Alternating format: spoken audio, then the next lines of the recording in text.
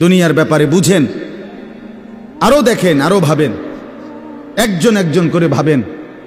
দুনিয়া আরো যদি সাজান, খোদার কসম ক্ষণিকের ক্ষণিকের ক্ষণিকের অল্প সময়ের দুনিয়া চমৎকার সাজাইয়াও তৃপ্ত হইতে পারবেন না, তৃপ্ত হইতে পারবেন। এবছর চমৎকার রং দিছেন বিল্ডিংয়ে, 2 বছরের মাথাত বিভিন্ন খান দিয়া চামড়া উঠিয়া এটা আবার যেই সেই, ঠিক কিনা বলেন? তা আবার রং দাও। এই সোফা চমৎকার বানাইছিল, ওই যে বার্নিশ নাই, দেখেন এই যে সোফা, এটা এই যে দেখেন, কথা বলেন না, এই সোফা এটার মধ্যে আসেনি অন বার্নিশ, তো এটা আবার কি করতে হইব? তো লাভ হইল কই? দুনিয়া তো ধোকা, দুনিয়া ধোকা। এই সৌন্দর্যময় চেহারা নারী 30 বছরের ব্যবধানে উনি বুড়ি, আর কেউ ফিররা সেদিকে ফিরা সেফও হালায় না। আজ যেই যুবতী, যেই বেহায়া নারী, বেপর্দা মহিলা বাজারে বাজারে ঘুরতো, যৌবন, আরে সেটা তার সম্পদ না, তারটা হইলে তো নিজের হইলে তো সে কখনোই বুড়া হইতো না। আল্লাহ তাআলা বলছে, আমি যখন যৌবন শেষ করে দিলাম, তো এখন আর কোন পুরুষ তার দিকে ফিররা থুতুও বালায় না। দুনিয়া এক অবস্থায় থাকে না, এক হালাতে থাকে না বাপ। এজন্য ছেলেদেরকেও বলি, বাপ জিন্দেগি সুন্দর করো। তোমার এই হাসি থাকবে না, তোমার এই সুস্থ সুন্দর সুঠাম দেহ থাকবে না। আন্তরিকতা নিয়ে শুনলে, নিজের ভিতরে নেক মানসিকতা যদি থাকে, গ্রহণ করার মানসিকতা, তাহলে অল্প কথাতেও ফায়দা হয়। আর গ্রহণ করার মানসিকতা না থাকলেও 50 বছর শুনলেও গুনার অভ্যাস ছুটে না। দেখেন না, 70 বছরের বুড়া মানুষ চা দোকানে টেলিভিশন দেখে, তাহলে এত বড় বুড়ো মানুষ, মুরব্বী, উনি এখনো যদি বিড়ি খায়, সিগারেট খায়, এখনো যদি চা দোকানে টেলিভিশন দেখে, তো ওনার এই মন্দ অভ্যাস, বদ অভ্যাস কত বছর পরে ছুটবে? উনি আরো কয়শো বছর বাঁচলে গিয়া বুঝবে এটা গুনাহ। আর ওনার আর মেয়াদ আছে কি? এই জন্য বললাম, আপনি খবর নিলে দেখবেন 30 বছর মসজিদে আসা যাওয়া করে ঠিকই, কিন্তু যথাযথ আন্তরিকতা, দিলের মধ্যে আখেরাতের কোনো মানসিকতাই নাই,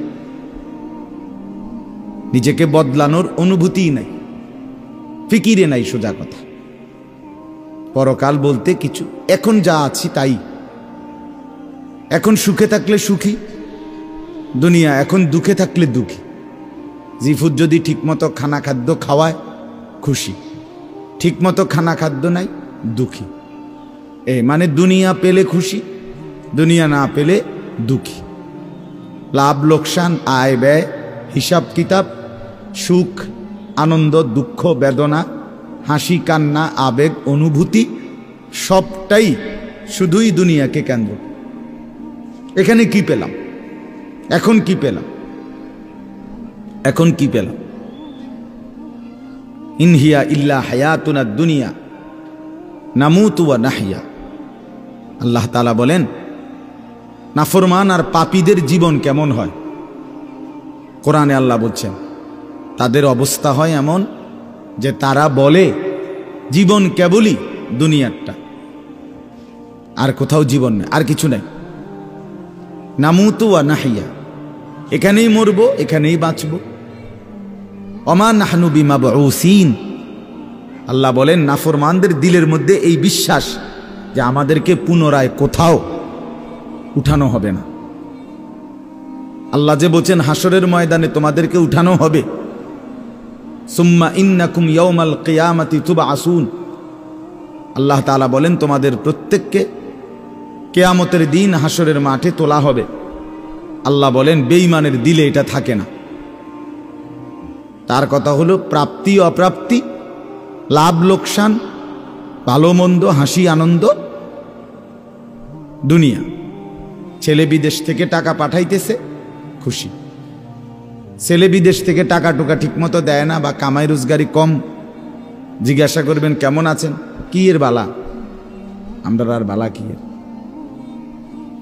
হ্যাঁ কি সমস্যা কি তা চাচা, এ ফোলাগারে কত ঋণ ফিন কইরা সুদে টাকা নিয়া কিস্তিতে টাকা লইয়া বিদেশ পাঠাইছি, তেয়ন টাকা পয়সা পাঠায় না, আর বালা কি এর।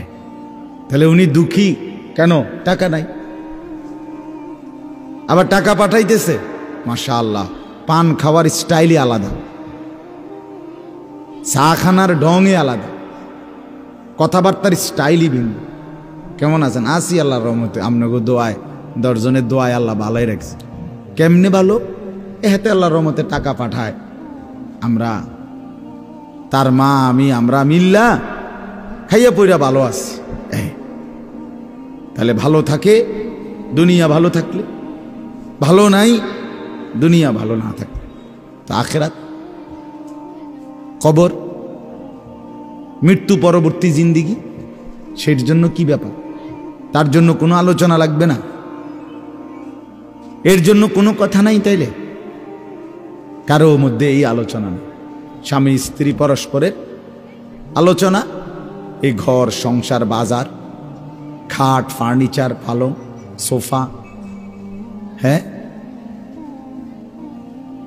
আসবাবপত্র গহনা অলংকার, এই নিয়েই পেরেশান, এই নিয়ে জিন্দিগি এর মধ্যেই আবদ্ধ।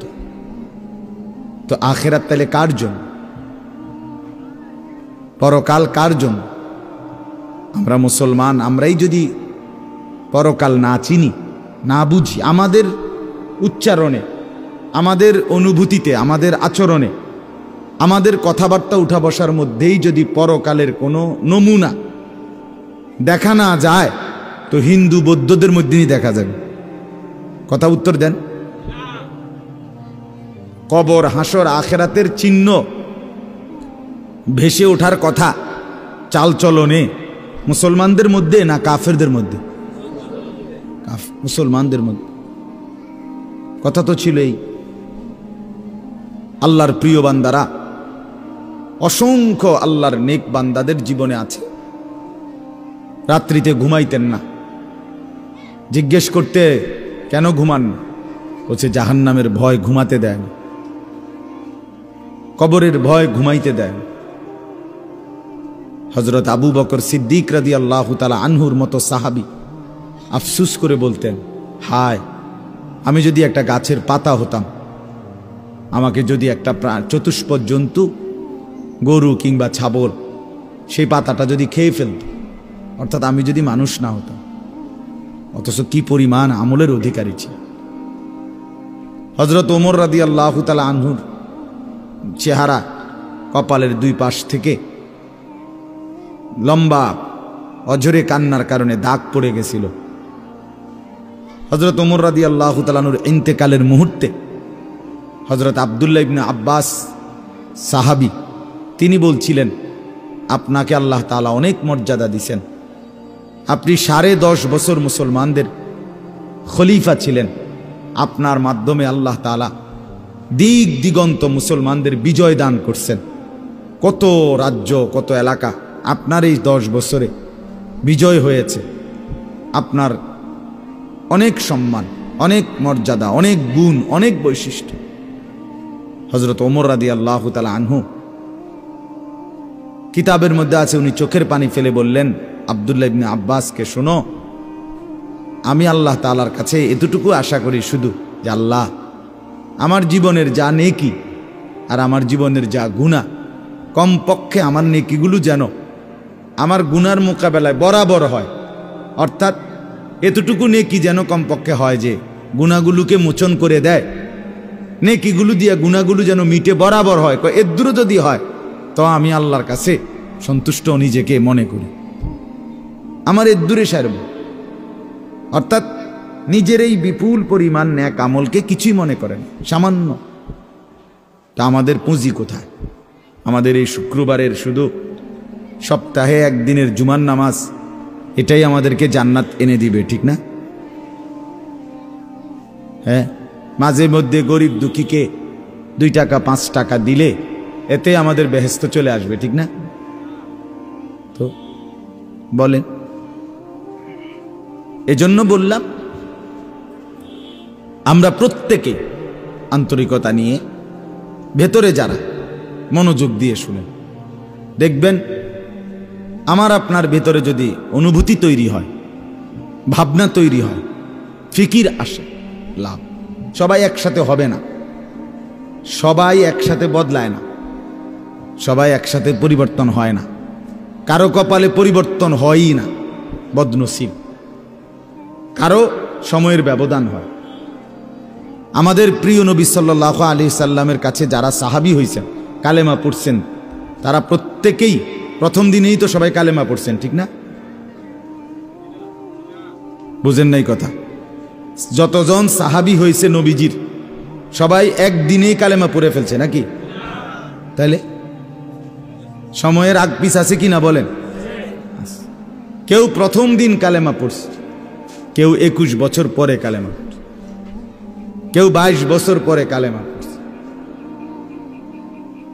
তো যিনি 23 বছরের মাথায় কালেমা পড়ছে তিনিও কামিয়াব, যিনি প্রথম দিন কালেমা পড়ছে তিনিও কামিয়াব, সৌভাগ্যবান। এজন্য বুঝ আসবে, এর মধ্যে আকপিস হবে। সবাই একই দিনে জোনায়েদ বাগদাদি হবে না, সবাই একদিনে বাইজিদ বোস্তামি হবে না, সবাই একদিনে রাবেয়া বসরি হবে না। সময়ের ব্যবধান হবে, আকপিস হবে, এবং কারো কপালে হেদায়েত জুটবেই না। ইন্নাকা লা তাহদি মান আহবাবতা। আল্লাহ তাআলা আমাদের নবী সাল্লাল্লাহু আলাইহি সাল্লামকে বলছেন, আপনি খুব চাইলে, ভালোবাসলে আপনি নিজে কাউকে হেদায়েত দিতে পারবেন না, সেখানে আমি কি? কথা বলেন না। সেখানে আমাদের কোনো পাত্তা আসেনি কোনো। খুদ রসুলকে আল্লাহ বলছে, হে নবী আপনি চাইলে হবে না, আমি চাইতে হবে। ওয়ালাকিন্নাল্লাহ ইয়াহদি মান ইয়াশা, বরং আমি আল্লাহ যাকে চাই আমি তাকে হেদায়েত দান করি। তাহলে মূলত হেদায়েত দেয় কে? ফয়সালা কার হাতে? আমার বলা আপনার শোনা কোনোটাই মূল বিষয় না। মূল বিষয় হলো এটা একটা উসিলা ধরা, কিন্তু মূল ফয়সালা কার হাতে?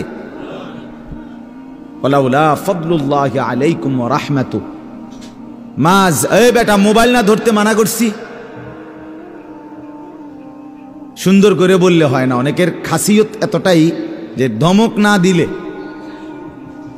কথা বুঝছেন না, এটা তার একটা তবিয়ত হয়ে গেছে। না আমারে এমনি করলে আমি বুঝতাম না, আমার ধমকাই তুই। বদ অভ্যাস মানে জিন্দিগির একটা মিনিট লজ্জা শরম কিচ্ছুর কোনো ধার ধারে না। ছেলেরা মোবাইল ছাড়া 1 মিনিট থাকতে রাজি না।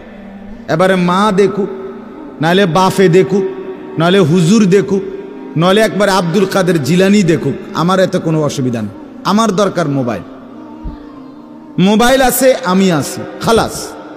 আমার জিন্দিগির এবার ইজ্জত থাক বা না থাক, আমার চরিত্র থাকুক বা না থাকুক, আমার আল্লাহ খোদা আখেরাত পরকাল কিচ্ছু না থাকুক, আমার মোবাইল আছে, খালাস, আমার জিন্দিগি সার্থক। এই হলো জিন্দিগি, মানে জীবনটাই মোবাইল, মোবাইলটাই জীবন। বেঁচে আছে মোবাইল টিপবার জন্য, মোবাইল বানানো হয়েছে তার কাছে পৌঁছবার জন্য। আজ ছেলেদের হালাত মানে বেঁচেই আছে এটার জন্য, বেঁচেই আছে। জিন্দিগিটাই এটার সাথে সম্পৃক্ত, জীবনটাই এটার সাথে। পৃথিবীতে কোনো যুগে, মনে রাখবেন এই পৃথিবীর ইতিহাস এটা, পৃথিবীতে কোনো যুগে একসাথে সম্মিলিতভাবে যুব সমাজ এত বেশি গাফেল, অকর্মণ্য, অপদার্থ কোনো যুগে হয় নাই একসাথে। এখন যেটা আগে একটা সমাজে, একটা এলাকায় বখাটে দুশ্চরিত্র একজন ছিল, দুইজন ছিল, চিহ্নিত, কথা বোঝেন নাই, চিহ্নিত, তারে মানুষে চিনত, তে সুর, গ্রামে চুক্তি হয়তো একজন, তে একটু খারাপ, তার লগে মিশ্র না। কিন্তু এখন ভদ্রঘরের ছেলে, স্বাভাবিক ঘর থেকে বের হইছে মুসলমানের ছেলে, দিনের পর দিন, রাতের পর রাত এক ওয়াক্ত নামাজ পড়ে না। এতে মা বাবারও কোনো আফসোস নাই, এলাকাবাসীরও কোনো আফসোস নাই, পাড়া মহল্লার সর্দার মাতব্বর কারো কোনো আফসোস নাই, কারো মুখে এই নিয়ে কোনো আলোচনা নাই যে কি আমগো এলাকার যে ফোলাফাইন্ডি এগুলা যে কোনো নামাজই পড়ে না, আমগোর সামনে দুষ্টামি করে, হাঁটাহাঁটি করে, আমরা কি এটা বলতে পারি না? এই অনুভূতিটুকু পর্যন্ত লোপ পাইছে। আহ, এত দুর্ভাগ্য মুসলমানের ইতিহাসে আর কখনো হয় না। বেনামাজি আগেও ছিল, কথা বোঝেন নাই, বেনামাজি আগেও ছিল, এতটা গাফেল আগে ছিল, মা বাপ এত অসচেতন আগে ছিল। আমার মনে আছে আমরা প্রাইমারি স্কুলে হিন্দু স্যার জমের মতো ভয় পাইতাম, হিন্দু মাস্টার, কিন্তু ভীষণ ভয় করতাম। স্যারে দেখলে মাইরা লেবে, এতটা ছিল একটা সময়। কত, আজ থেকে 500 বছর আগে, ঠিক না? আমার বয়স ধরেন 500 বছর, আমি আদি যুগের মানুষ, এরম নি তো। আমার বয়স 42 বছর রানিং, শুরু হয়েছে 41 শেষ হয়েছে, তাহলে 30 বছর আগের কথা।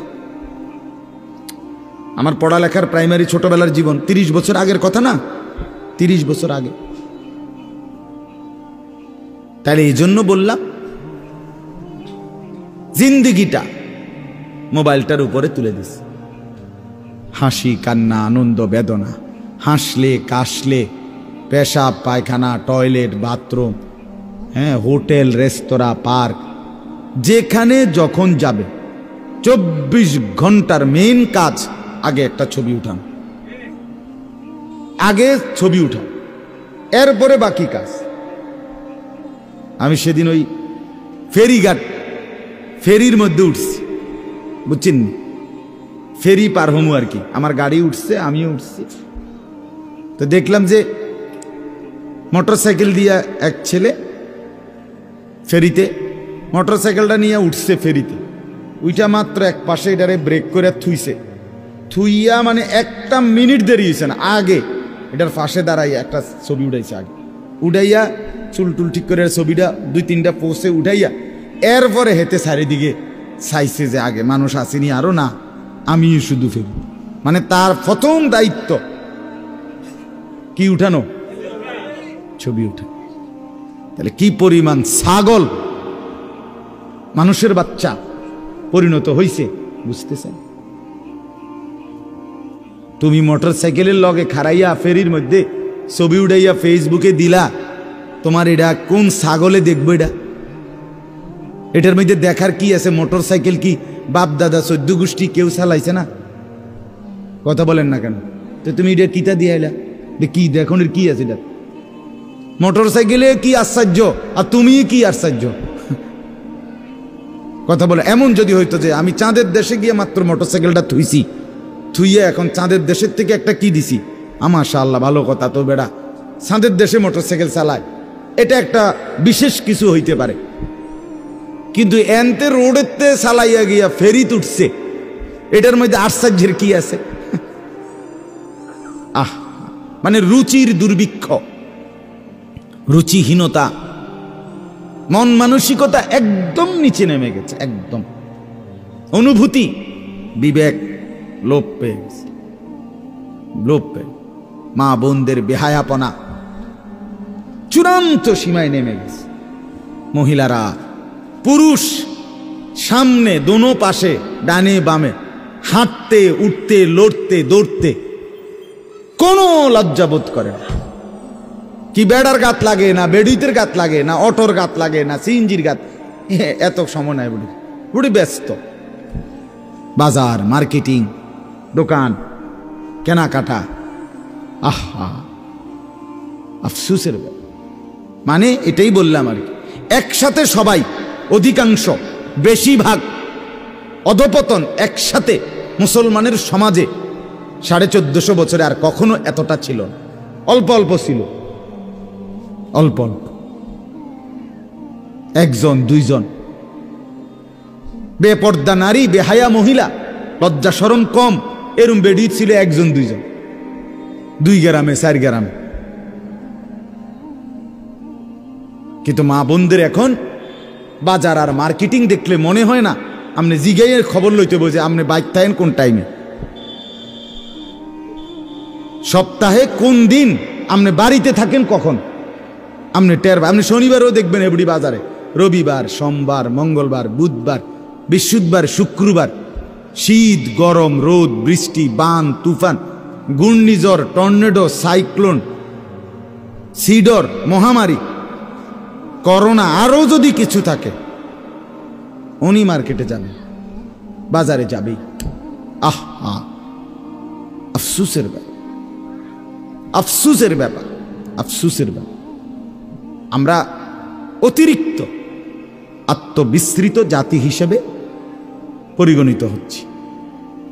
তো বলতেছি ইনশাআল্লাহ, আমি এই কথাগুলো বললাম, অর্থগুলো আমরা বেফিকির হয়ে গেছি। মুসলমানের সবচেয়ে বড় সম্পদ, এক মুমিনের সবচেয়ে বড় সম্পদ,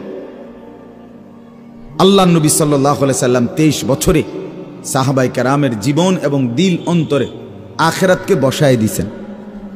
তারা যেন 24 ঘন্টা রাতে কিংবা দিনে, হাঁটতে কিংবা বসতে, ঘরে কিংবা বাহিরে, আখিরাতকে সামনে নিয়েই জীবনটা সাজাইছেন, জীবনটা সাজাইছেন। কোরআনুল কারীমের শুরুতে আছে সূরা বাকারার মধ্যে আল্লাহ তাআলা বলেন, অবিল আখিরাতি হুম ইউকিনুন। মুত্তাকি বান্দা কারা? কোরআন থেকে হেদায়েত পাবে কারা? কোরআন বুঝবে কারা? আল্লাহর পক্ষ থেকে হেদায়েত পাবে কারা? আল্লাহ বলেন এই গুণ যাদের, তাদের মধ্যে একটা হলো যারা আখিরাতের ব্যাপারে ইয়াকিন রাখে। ইয়াকিন শুধু বিশ্বাস না, বিশ্বাসটা একদম দিলের মধ্যে ইয়াকিন। আগুন জ্বালাইয়া ফেলে, এটা শুধু আমাদের ধারণা না, এটা আমাদের ইয়াকিন। ঠিক কিনা বলেন না? পানি ডুবাইয়া ফেলে, এটা আমরা শুধু ধারণা করছি না, বিষয়টা আমাদের এটার মধ্যে দিলের মধ্যে কি আছে? ইয়াকিন আছে। বরফের মধ্যে ঠান্ডা লাগে, এটা আমাদের ধারণা না, এটা আমাদের কি? ইয়াকিন। তার চাইতে বেশি ইয়াকিন আল্লাহ বলে যার অন্তরের মধ্যে আখিরাতের ব্যাপারে, সে মুত্তাকি, সে আমি আল্লাহর পক্ষ থেকে হেদায়েত প্রাপ্ত, সেই সফল, সেই জান্নাতি।